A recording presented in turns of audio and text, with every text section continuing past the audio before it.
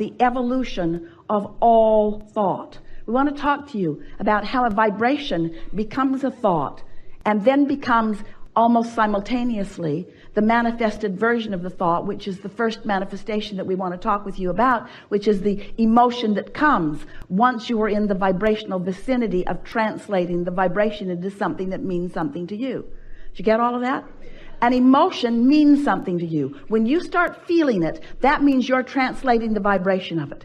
When you feel anything, whether it feels good or whether it feels not good, you are translating vibrations. And so you are already understanding at a vibrational level. You're already understanding the mix of vibrations that you've got going on. The better it feels, the more you are leaning in the direction of who you really are and what you really want and all that you've become. The worse that it feels, the more you are leaning in the other direction.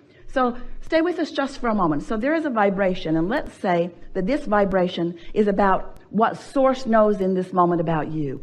And just for fun in this conversation, let's pretend that you have no clue about that. You're worthy and you don't know it. You are blessed beyond anything that you even come close to knowing, and you don't know it. There is so much vibrationally about you that, let's say, you are in this moment unaware of. Maybe you've never been aware of it. Maybe you're just ornery and not aware of it right now, but you're not aware of it. It's a vibration that you are not tuned into. You've got your dial set somewhere else. But now, let's say that you've had a good night's sleep. The boat rocked you to sleep. Rockabye baby, isn't that nice? So you slept really good. You woke up feeling good. So now, just for fun, let's talk about you being in a good mood. You're in a good mood because you've not been focused upon anything that's put you in a bad mood. And so now, this vibration that you were not perceiving earlier, now you have a better opportunity to perceive it. And so now a thought occurs to you. Now that thought is that vibration moving, evolving toward the full manifestation that you want. And as the idea occurs to you, you are the perceiver of the vibration. Sort of see how that works? And then you have a feeling response to that thought. Feels like a good idea, feels like an interesting idea, feels like something that you want. So that is the vibration being perceived by you. So unless you do something to change the momentum of this vibration will become stronger. It will become more, which means it will become more discernible by you, provided you stay on the vibrational wavelength of it. So let's say you've meditated for a while. Let's say you've quieted your mind. Let's say you've quieted your mind so you've stopped thought, which means you've stopped all resistant thought. So you are right up to speed with the vibration of the Source within you. So now, as Source knows something, you know it too, just for a moment. You catch that glimpse of it. And unless you say, where'd that come from? That was weird, and talk yourself out of it, you are a perceiver of what Source knows about things that matter to you.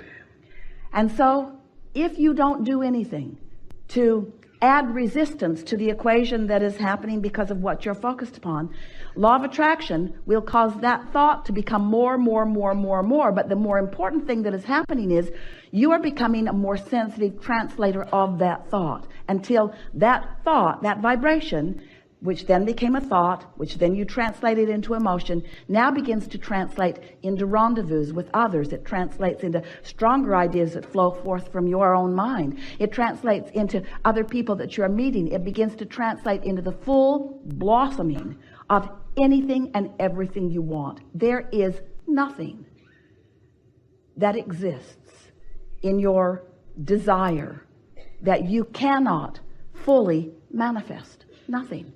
If this time-space reality has the wherewithal to inspire the desire within you, you have the ability to translate it. But before you can begin to do that, you have to accept that you are a perceiver of the vibration. And that's where so many of you get tripped up, because you look around and you don't even realize that you've been perceiving, and you look around at this world which is full of stuff and others doing all kinds of things. And so you think it is more tangible than it is, and you think it's more about action than it is. Most of you have missed the point altogether. You don't understand that you are a vibrational being in a vibrational universe. But once you accept that, and you accept that you have little by little, some even before you got into this physical body, created a vibrational reality that exists in fullness, and that it is so close to manifesting in your experience if you would just begin to tune yourself to it. So all that we just said to you just now translates into something that's very simple. You just got to care about how you feel. You got to care enough about how you feel that in the early subtle stages of a thought not feeling so good, or of a thought being clear and you having clarity, and then you beginning to feel it getting a weaker and weaker signal because you are introducing static to the equation. Once you begin to accept that everything in this universe is vibrational and is ordered by this law of attraction, once you understand that and you begin to think and feel deliberately, now you can take a small idea almost as soon as it occurs to you, and you can foster it by focusing on it with the intent of feeling good as you do. And you can watch it blossom right before your eyes into things that most people would call magical. It isn't magical. It is just a conscious, deliberate utilization of the laws of the universe and the guidance system that you were born with in order to hold yourself in a vibrational frequency pattern enough that you can begin to perceive as you are meant to perceive, you see.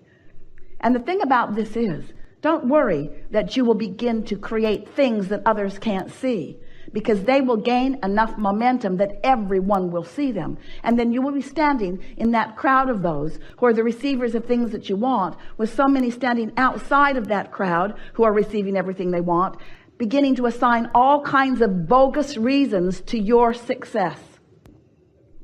They'll say that you were lucky. No, you weren't. You were focused. They will say that you must have been born under the right star. Well, everyone was. They'll say that you must have been good in a past life. Irrelevant, but true. You all were. You are vibrational beings who live in a vibrational universe. And we think that it's time for you to accept your vibrational nature and learn to use the tool, the emotional guidance tool that you were born with, that lets you tune yourself deliberately to the frequency that allows you to perceive the life that you want to live, you see. It's so fun to live on purpose. And while so many people are doing all right, living by default, because there's enough good stuff around to observe, to hope for, and to dream for, most of all, what we desire for you is the freedom that comes only when you gain control of your own vibration. That's the freedom that you want. The freedom to feel as good as you mean to feel, no matter what's going on anywhere around you, you see. So, almost everyone is offering their vibration in response to what they are observing. Almost everyone is living a rather conditional love experience.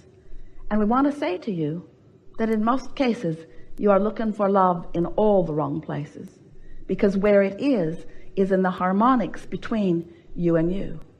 The relationship that you must foster, the relationship that you were born knowing about, is the relationship between the source and you here in your physical body, between that inner being part of you. Some refer it to you as your soul. We call it your inner being, but it is that source energy. It's that expanded version of you that has been expanding even today with different things that you've been thinking about and experiencing. So as you are seeking relationship with that relationship first, if the relationship between you and who you really are is primary to you, if feeling good matters most to you, then everything else will fall into place. Most humans who you know and most humans who you are living a rather conditional response to life. So if you look at something that feels good, you feel good. If you look at something that you want or like, it feels good. But if you look at something that you don't want or like, it doesn't feel good. You're responding to the condition. And that's the way it should be. We don't ever want you to find yourself deliberately trying to look at something unwanted and make yourself feel good. We said to Esther the other day, as she was trying to make herself feel good about something that she just did not feel good about, Esther, do you want to do a focus wheel on eating something that you don't want to eat? Do Do you think if you do enough focus wheels that you will suddenly begin to want to devour this thing that you really don't find pleasing? Do you think that's what we're talking about? It isn't what we're talking about. We're not trying to get you to like things you don't like. We want you to use your guidance in order to gravitate toward things that you do like. We just don't want you to need the condition to be exactly the way you want it to be before you can feel good. That conditional love will never work for you because it's backwards. We just explained to you why. There is the vibration, which becomes the thought and the emotion, and then it becomes the condition. But if you need the condition to be there before you can find the vibration, can you see how backwards that is? Also, it takes some time usually. There is an evolution that takes place. So sometimes there is this buffer of time before you are ready to perceive the full manifested version of it. So if you need the full manifested version of it before you can feel good, do you understand what that means? You're not going to be feeling good for quite a while. Do you feel how backwards that is? But if we can convince you that it is the feeling that you're going for, and we can show you how instantaneously or nearly so you can find the feeling of something, then you're home free. Because once you hone in on the feeling of it, and you're able to focus enough that you can keep that feeling present within you, then the manifestation of it is very short to come. Do you follow that? That's the best explanation of why you're wanting to focus upon the thought of it and find the emotion of it. Our physical friends, that's you, don't really like this conversation very much usually because you want to translate it into this. Oh, Abraham, you just want us to feel good about not having that thing we want. And we say, yes, it's true. We do. We want you to focus upon the essence of it and find the vibrational essence of it and find the pleasure from the vibrational essence of it because we know what's coming next. And also, we think it's nice to feel good now, don't you? And anyway, can you think of anything that you want, whether it's a relationship or a material object, a circumstance or an event, a pile of money? Can you think of anything that you want that is for any other reason other than you think you will feel better or feel good in the having of it?